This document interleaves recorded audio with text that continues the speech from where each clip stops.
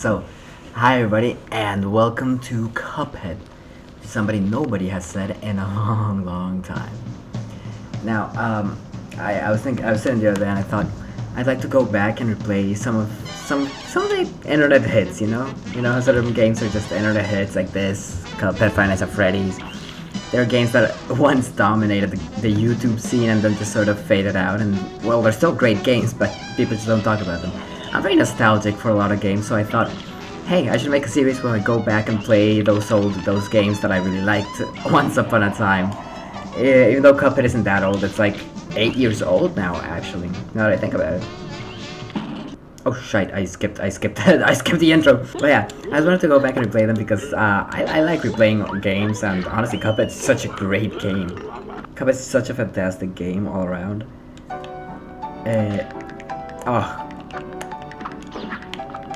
Okay, wait. I actually wrote up. I'm just gonna do one change that I liked back in the day, which is just half dash set to the right trigger. It just feels a lot better.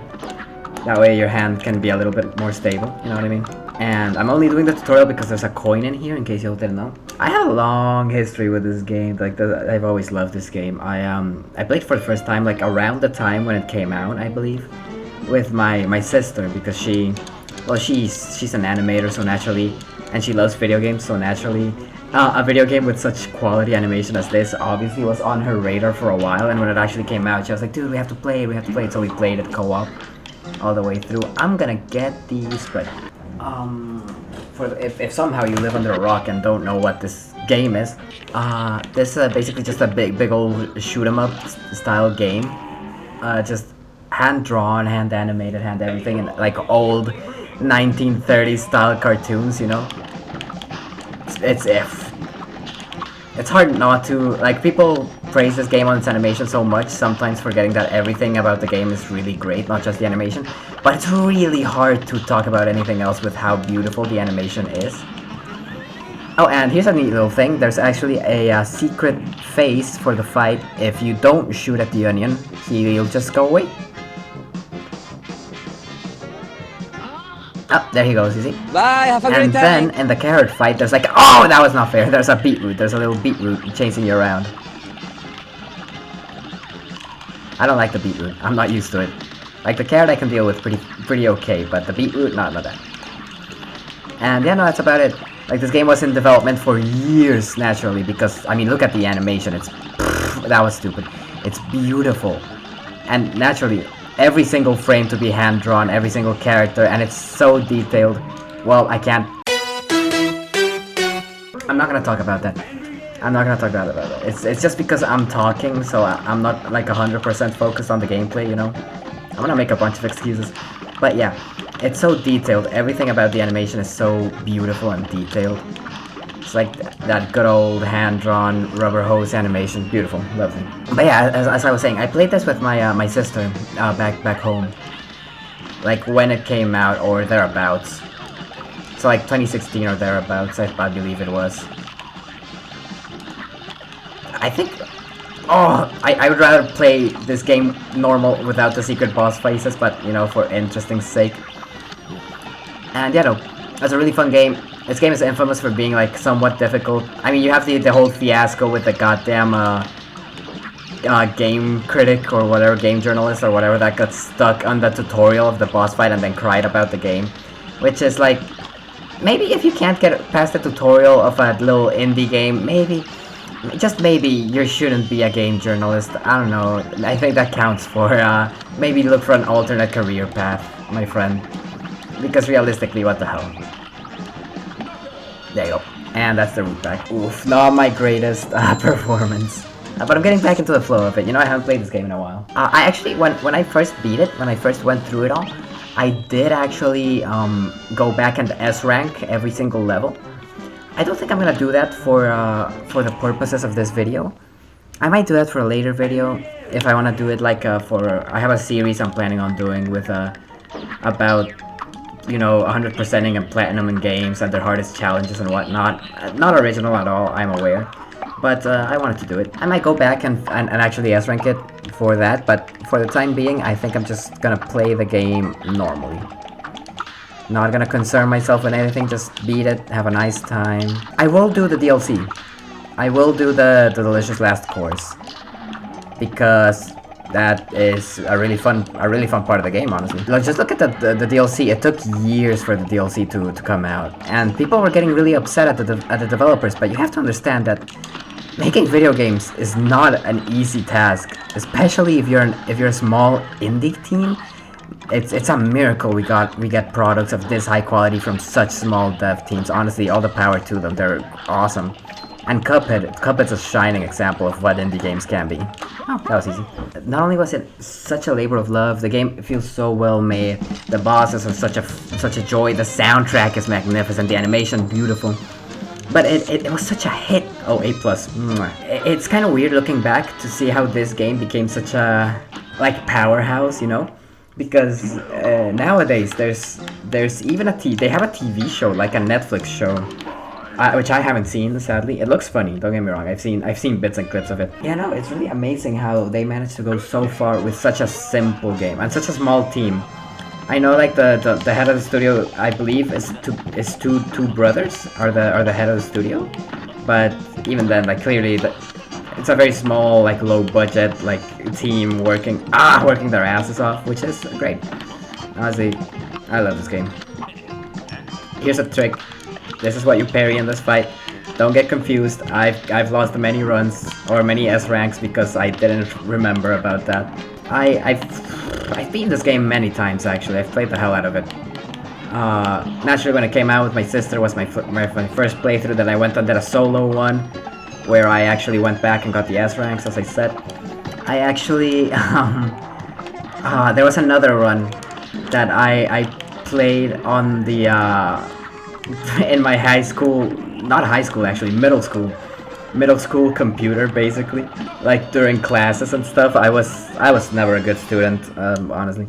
Not in the sense that I didn't do good, because I did okay, legitimately. I got decent grades. I was never pressed for failing, a couple times, but I was almost never pressed for failing like a subject.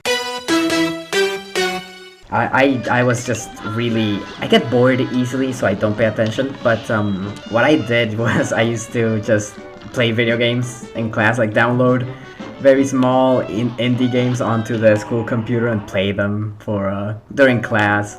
Discreetly, obviously. I never got, like, caught for it, thank God, because that would have been a whole problem. But yeah, I used to play The Binding of Isaac a lot in class. I love that game, and I used to play that. I think that's the one that I put the most hours into in class.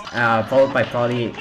Yeah, there was a time when this came out that a bunch of friends and myself, like during class, we used to play Cuphead and Undertale, because a friend of mine managed to get it so to basically unblock the school PC so we could download like Steam and everything on it and download a bunch of games on it. And well, obviously being stupid, like no good nerdy teenagers, well, that's what we did in class instead of paying attention and actually like working towards our future, you know?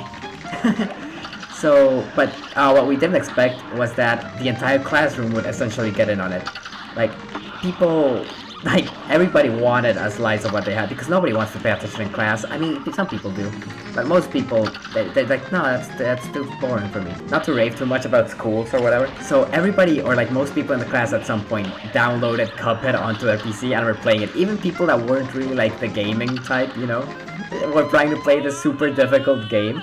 And it got to a point where everybody knew and everybody was making it super obvious. The teachers obviously caught on at some point, right? Like, because it's not hard to tell. I think one guy got caught. It was in, what was it, in history class, I believe. It was a really nice teacher, and it was a cool guy. The guy that got caught, he was a cool dude. Just kind of dumbass sometimes, you know. And he sat like near the front of the classroom, so it's even more obvious, first of all. Second of all, he raged at the game, like flying proper, like, oh, you know, like grunts and like hitting himself in the leg and stuff. So you could tell from a mile away what he was doing.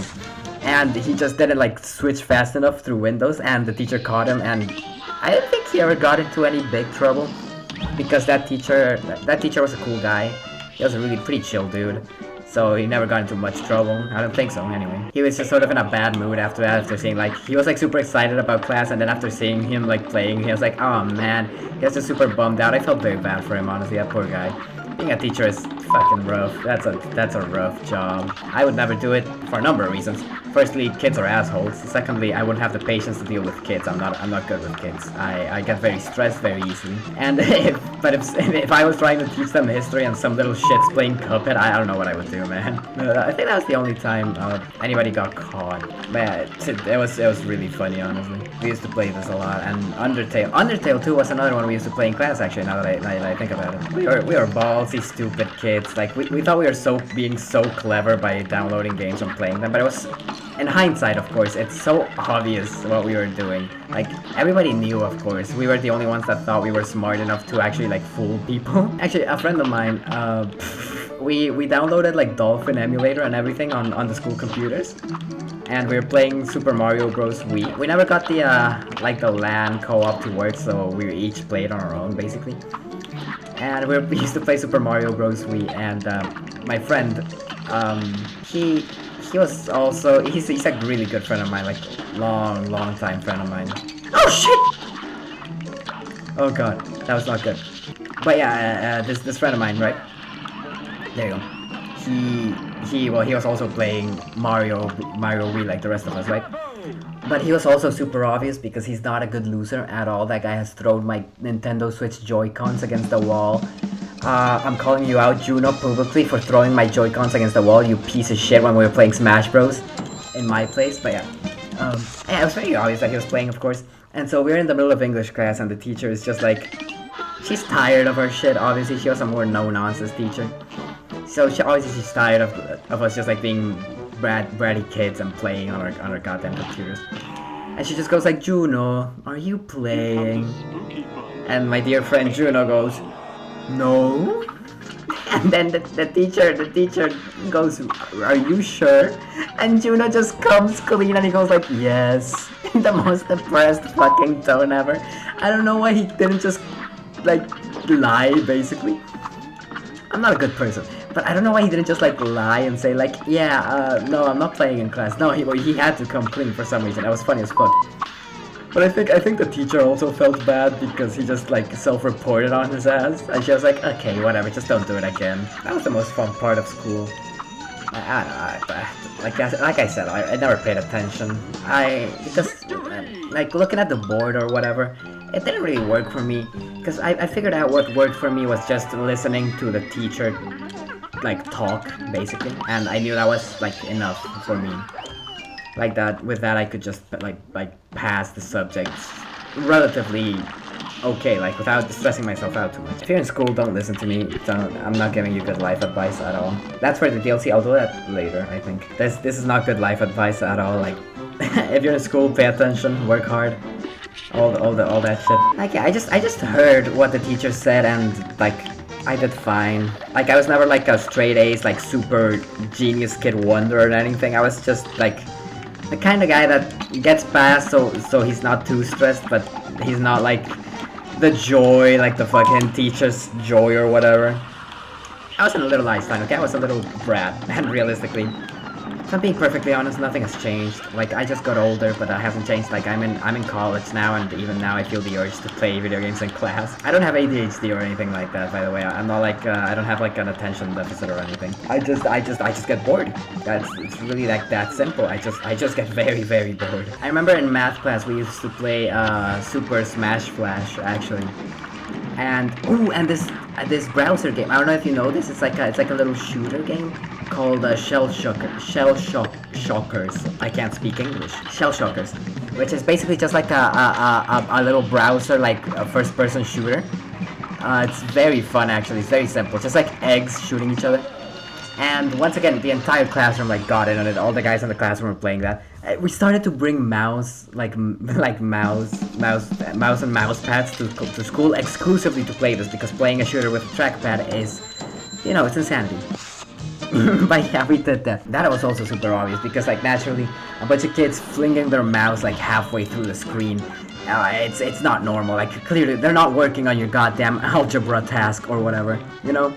It's like they're obviously playing. I mean, I saw people. The thing is, some people were too obvious. Some people, like, I like to believe that myself and some of my friends, we were more discreet with how we played in class, basically. But other people were not discreet at all. Some people would just be like screaming on the top of their lungs, like, "Fuck you, you camping little bitch!" You know what I mean? And the teacher would just be like, "Hey, what's going on?" And then everybody just would be like nothing, and well, the teachers didn't care too much either. Like, they're just there to get paid, let's be real, at some point. Most teachers that we know are just there to get paid. They're not like trying to really teach people things. At least in my school. I know maybe there are teachers out there that are really like, no, I'm gonna teach these kids how to be really interesting stuff about the world and stuff. In which case, like, that's cool, that's awesome if you're a teacher like that. But at least the teachers that I knew, most weren't like that, really. They were just people trying to get paid, which, like, yeah, I respect that. There were a couple teachers that just outright told us, like, shut the fuck up and let me teach, I'm just here to get paid. I remember my senior year Spanish teacher was like that, actually. Oh, excuse me, I got something in my throat. I think that's all of the first aisle done. I really pushed my school computer to its goddamn limits, just because I was bored in class. I ran Persona 4 Golden on that thing. It was a chore, and the computer nearly exploded like 3 different times. But it was worth it because it was just fun. Like, it was just funny. Like, I got to play all of Persona 4 Golden for the first time, basically, on my school computer. The cutscenes, mind you, did not render well at all. They went at like 2 frames per second, but the rest of the game was good. It went at like 30 frames per second. And I had to drop like the quality of everything to like ultra low for it to run, but it worked. Crap, I think my friend even got to run goddamn Overwatch on it at some point. I think my friend did that. There you go. This boss fight, I remember this boss fight. Baroness Bonbonbon, or whatever her name is. It can really go either really well or really bad, depending on how lucky you are. Because the first like 3 parts of the boss fight, it's just like she sends out like little minions, and you have to take them all out. They each have like 1 attack. Oh, I hate this one. Or whatever. They each have like 1 attack, and like after that you actually fight her. You can get some really crappy combinations, because in the second phase she sends out jelly beans, and in the third one she has like a shotgun. So it's just some nasty combinations. I'm glad I got this guy relatively early, so I don't get him in the last phase, actually. Boink. You can parry those little guys, in case you didn't know. Should I have done that? Probably not. That's overkill for the easiest enemy in the game. Yeah, I was overkill, but you know what? I'm not too pressed about it. And then the last phase, she comes up here and she's like, hello.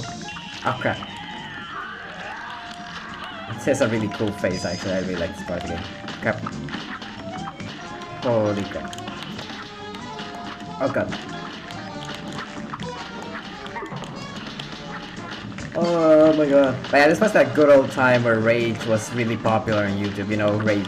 Like, people raging at Cuphead was a thing, people raging at, what's the climbing game? Oh, Getting Over It with Bennett Foddy. It was a weird time. 2016 feels like so long ago, even though it realistically wasn't. Man, who the fuck was I at 2016? Was it? No, wait, 2016 or 2018? Hold up, I'm probably acting really stupid. Well, I was close. It was 2017 is when this game came out. So I would have been in, what, like 7th grade, more or less? I think I would have been.